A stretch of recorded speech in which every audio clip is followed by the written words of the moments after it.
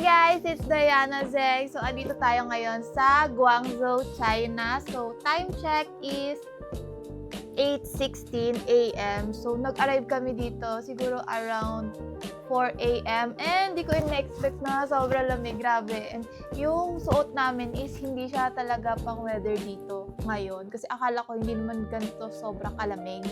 So, sobrang lapit lang namin guys sa may Guangzhou Airport. So, eto na yung pinili naming hotel kasi sobrang accessible lang niya and may dala akong bata. Ito lang yun guys sa may J1 Hotel at yung pangalan. So, kung di ako nagkakamali kasi asawa ko yung nag-book dito. Sobrang mura lang dito sa hotel na to and may free sundo pa sila sa inyo sa airport. So, hindi na kayo mag-book ng Grab para makapunta dito. Sila na mismo ang magpipick up sa inyo. And sobrang mura lang. Siguro na-book namin tong room na to for only 3,000 pesos. So, tara, samahan nyo ko at maghanap tayo ng pwede nating kainan dito around sa my hotel lang namin banda.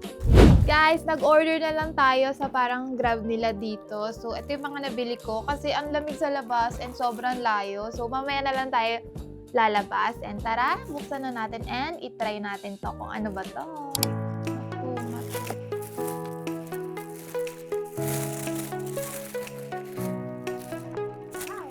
Wow! Wow! Dito. Meron tayo ditong fried noodles. Wow! Dumpling! Yeah. Sarap to guys. Wow! This one. Ang kukit ng lagayan nila dito guys. Ang liliit, no? Wow!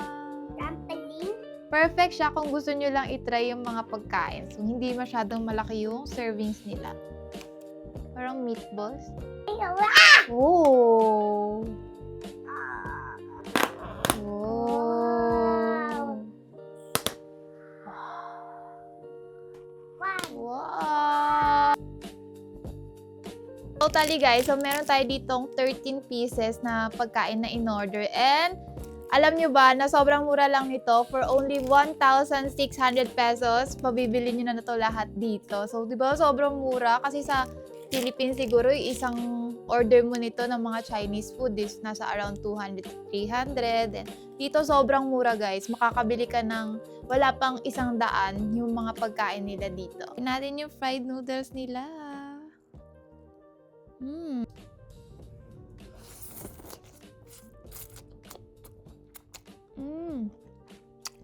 Medyo ano lang siya. Ma-oil, pero masarap siya. Ay, mainit pa. Siguro yung inantay lang namin dito around 30 minutes. Mali-deliver na siya dito sa hotel nyo. May kasama siyang meat.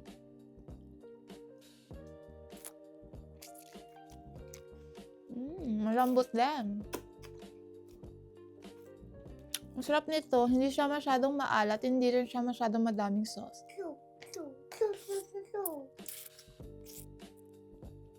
Mama try. Okay, next naman natin guys yung dumpling.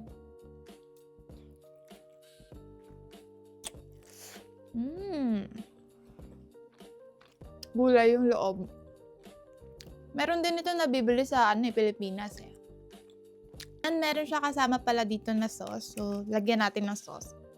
Ooh! Wow! Share tayo. Ayan.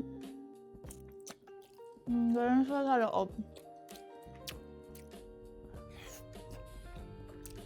And may shrimp pala to guys. Ano? If I get the sauce, you wait. Okay. Ang liit lang niya. Namiss siya sa loob. Ang sarap ng mga pagkain dito. Kahit wala silang sauce, masasa talaga silang lahat. Hindi na kailangan lagyan. Let's try. Ito rin, wala silang sauce. Ewan ko. Get the sauce. If I get the sauce, Mama. Shrimp ka na sa loob nito, guys. Excuse me. Wait lang, please. Yummy! Natin to parang ano nila, parang meatballs. Meatballs ata to, guys. Hila kayo. And eto, may sauce na siyang kasama. Tingnan natin.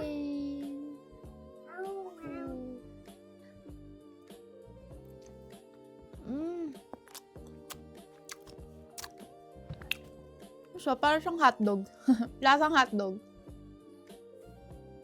Hindi siya maalat.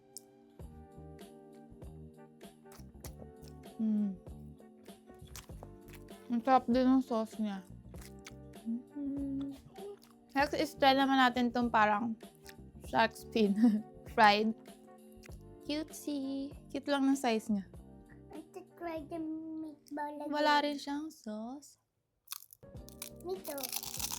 To try. Maliit lang yung laman niya, guys. Pero ito lang part yung may laman niya. Itong part lang. Pag kanain mo siya, laman agad. Ayan. Naman natin to, guys. Pero same lang naman siya nung nabibili sa Pinas. Kamay na lang natin, hindi ko makuha. Kami naman kakain. Yes, siya, guys.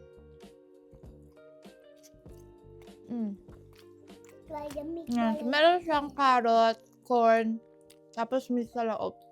Parang ang tamis niya. Siguro dahil sa carrot tsaka sa corn.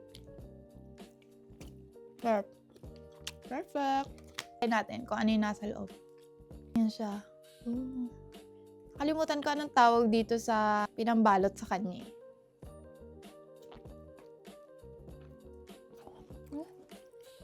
Shrimp din. So, next try naman natin tong ano. Hindi ko alam, para siyang dessert. Oh. Yan siya. Ba't ibang klase ng beanie inside? Parang siyang may layers.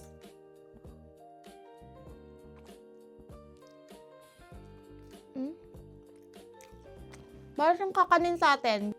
Mas masarap siya kasi may mga may mga beans sa loob. Ayan. Nagpapadagdag no lasa na. Ayan, ang tamis.